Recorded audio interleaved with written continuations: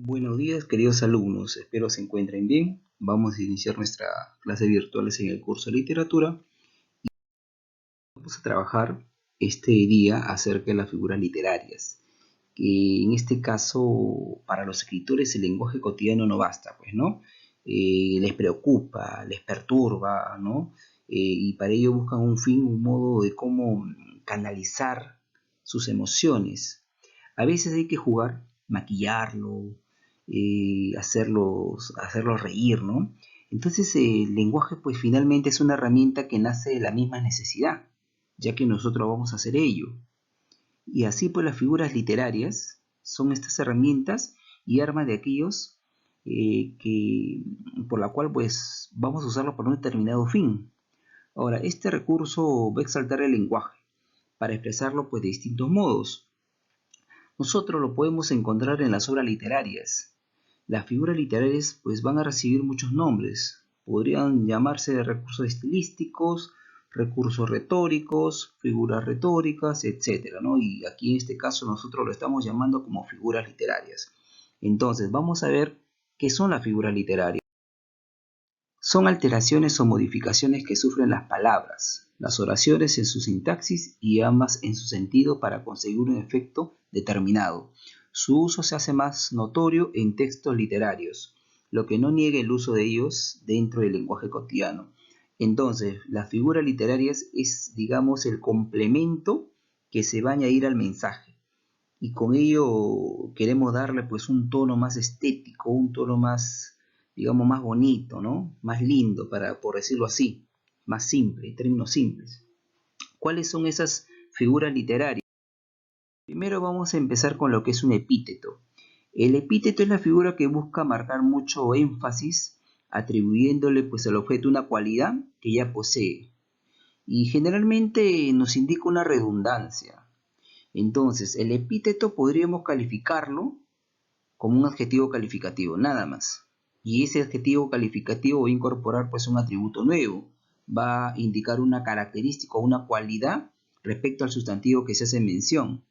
Reitero lo dicho anteriormente, sería pues una redundancia. Cuando hablemos de epíteto, hablamos de redundancia. Por ejemplo, sol, una cualidad redundante, ardiente. Sabemos que es ardiente, ¿no? El hielo, una cualidad redundante, frío, hielo, frío, y así sucesivamente. Ahora, ello lo vamos a trasladar a los versos, a unos poemas. Entonces podría ser, existe un lugar aún en el que los inviernos son blancos, inviernos blancos, las aguas azules y el bosque verde. Entonces vemos esa redundancia en los adjetivos que se ha empleado para hacer referencia a los sustantivos, ¿verdad? Otra figura literaria son símil o comparación. Esta símil o comparación, en esta figura se busca comparar objetos uno con otro, pues para lograr una mayor nitidez en lo que se dice. Por lo general se usan nexos. ¿Y cuáles son esos nexos? El más usado es el como. Otros términos también son así, así como, tal, igual que, tan, semejante a, etc. Entonces son términos que generalmente se usan en este tipo de símil o comparación. Veamos un ejemplo. Pero mudo y absorto y de rodillas, como se adora a Dios ante su altar. Como yo te he querido, desengáñate así, no te querrán. De Becker, ¿no? Vemos ahí la comparación, ¿no?, entre un elemento y el otro. Vamos con otra figura literaria, en este caso la hipérbole. Ahora, la hipérbole se dice que generalmente hablamos de hipérbole como una figura de exageración que va a amplificar o va a disminuir la realidad. Es usado por poetas para añadir pues vehemencia a sus versos. Entonces, la hipérbole consiste en el uso de expresiones que falsean la realidad por medio de una exageración. En otras palabras, asocia hipérbole con exageración, nada más. Ahí tenemos el ejemplo, ¿no? No hay extensión más grande que mi herida. ¿Se dan cuenta cómo está agrandando la herida? ¿No? Cuando es algo quizás pequeño, pero hizo una extensión. Esto le escribió, ¿no?, esta cita de Miguel Hernández: no hay extensión más grande que mi herida. Luego tenemos otra figura literaria que es el hipérbaton. El hipérbaton consiste en desordenar los versos, alterar su orden lógico, su orden convencional, con el fin de darle más belleza. Entonces, cuando hablemos de hipérbato, estamos hablando de una figura de organización sintáctica por la que se abandona el orden correcto de la construcción de una oración. Para que se pueda entender, una oración generalmente tradicional, ¿no? Inicia con el sujeto y con el predicado. Pero cuando vamos a hablar del hipérbato, lo que se va a hacer es desordenar la oración. Podríamos poner el predicado primero y luego al medio el sujeto y luego el predicado. Más o menos esa idea. Entonces el ejemplo nos dice, ¿cómodo es este sillón de cuero? Cuando lo correcto debería ser, este sillón de cuero es cómodo. En ese ejemplo creo que se marca ya la evidencia del hipérbato, ¿verdad? Y otro ejemplito dice, pasos de un peregrino son errante, cuantos me dictó versos dulce musa, en soledad confusa, perdidos unos, otros inspirados. Entonces vemos también en el ejemplo la alteración de la oración y por ende hay un uso de hipérbato notoriamente, ¿verdad? En cada uno de los versos, sobre todo en los 2-3 versos que están ahí presentes. Otro caso sería también la metáfora. Ahora, la metáfora es el recurso más usado no solo escrito, sino oralmente. Las palabras que se dicen son comprendidas de forma distinta, pues. Por ejemplo, mi corazón está en llamas. No es que el corazón de las personas, pues en este caso sea una fogata, ¿no? Sino que se usen llamas de modo distinto sin que pierda pues el sentido lógico. Entonces, la metáfora es la sustitución de una expresión común y sencilla por otra más compleja y estéticamente más agradable. Eso nosotros tenemos como referencia por metáfora.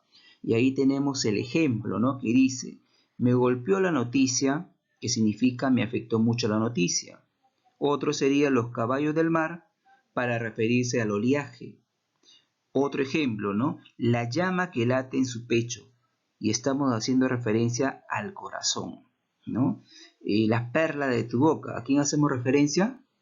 Claro que sí, ya lo más o menos lo están detectando, ¿no? Así sería pues al audiente. Entonces, eso es lo que estamos haciendo referencia a lo que es la metáfora. Entonces, hablar de metáfora siempre es hablar de sustitución, cambiar un elemento por otro. Siempre va a ser así. No confundir metáfora con lo que es la comparación, con lo que es la simil, porque simil ya sería otra cosa. Simil es usar un elemento para hacer una comparación. El más usado es el término como. Cuando hablamos de metáfora es reemplazar una palabra por otra para darle un sentido similar. Hablamos, pues digamos, de un símbolo, ¿no? Para entenderlo mejor. Luego otra figura es la antítesis o contraste. Y en este caso, pues la antítesis o contraste dice que se sitúan dos ideas contrarias. El contraste puede ser por oposición de palabras, o sea, antónimas, o frase de significado pues contrario. Eh, entonces, la antítesis o contrastes se presentan dos expresiones que tienen significado contrario. El ejemplo nos dice, ¿no? Muy evidente, yo muero cuando tú naces, yo lloro cuando tú ríes. Vemos ahí el ejemplo de oposición en cada expresión o en cada verso. Otro grupo sería la anáfora o reiteración.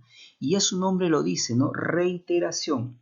En el caso de lo que es la anáfora, es una figura de dicción y es sencillamente la repetición de una o varias palabras al inicio de los versos. Eso es la, digamos, la característica de las anáforas, ¿no?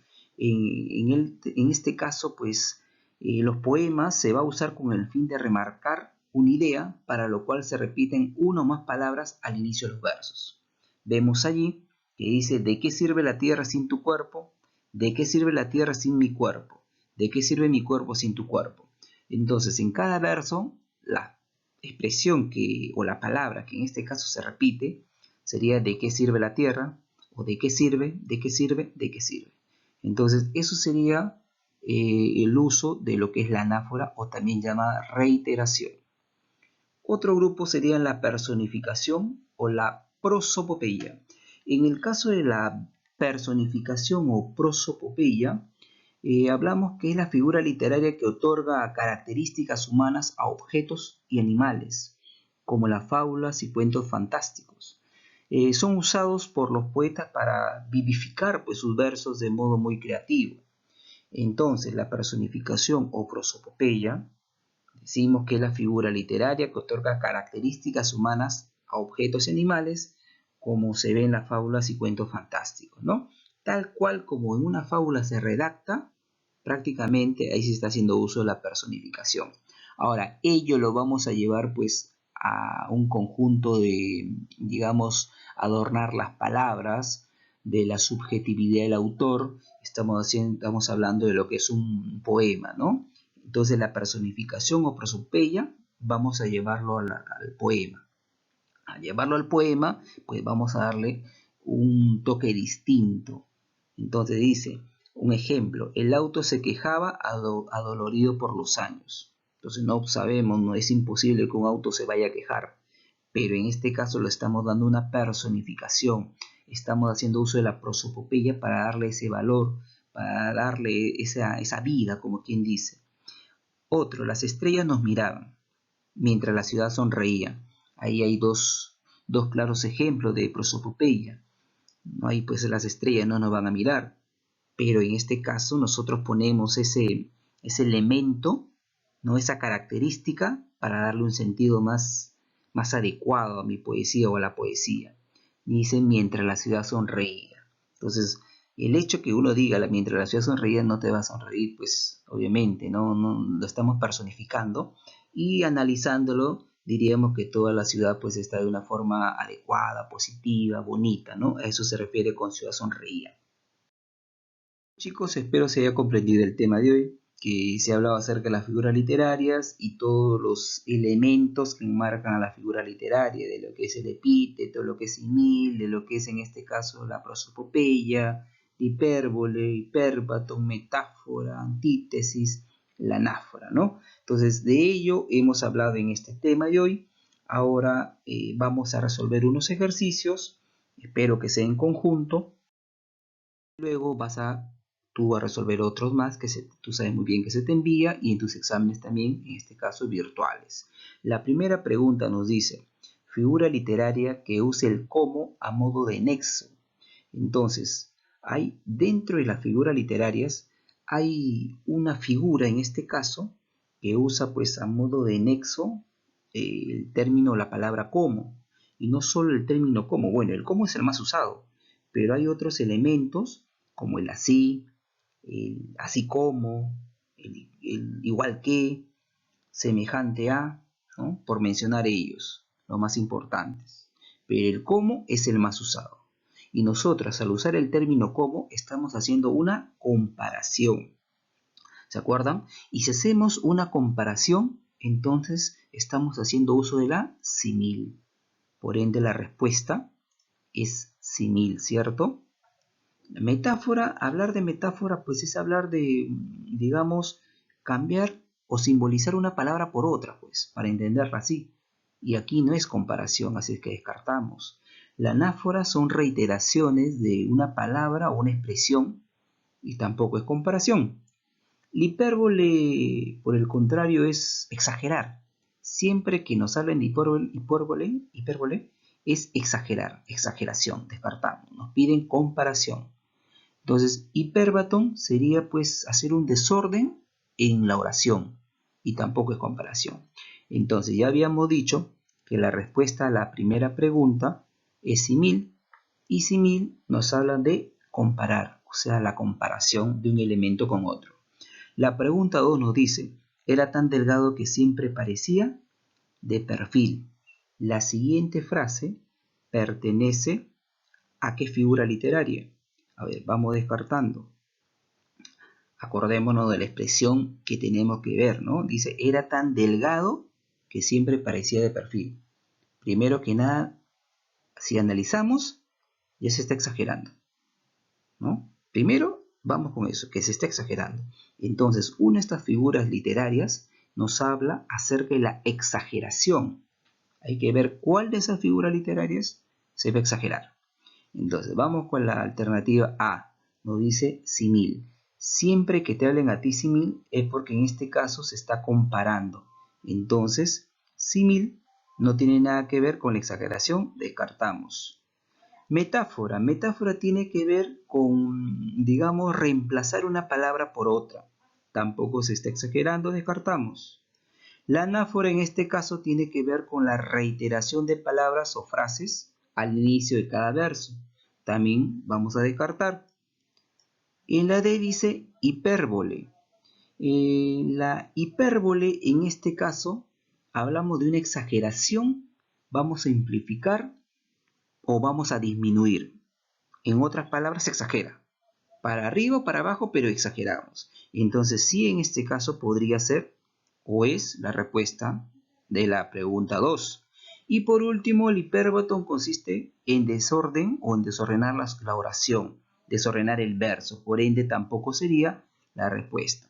La pregunta 2 responde a lo que es la hipérbole como una figura que va a exagerar, que va a amplificar o va a disminuir ciertas situaciones, y esto se ve reflejada en los versos. Bueno chicos, espero se haya comprendido el tema, muy didáctico, muy práctico, a su vez muy fácil. Entonces se espera también que ustedes puedan resolver las preguntas convenientemente. En mi caso es todo por hoy. Nos veremos en una próxima sesión virtual. Cuídense mucho. Nos vemos. Chao.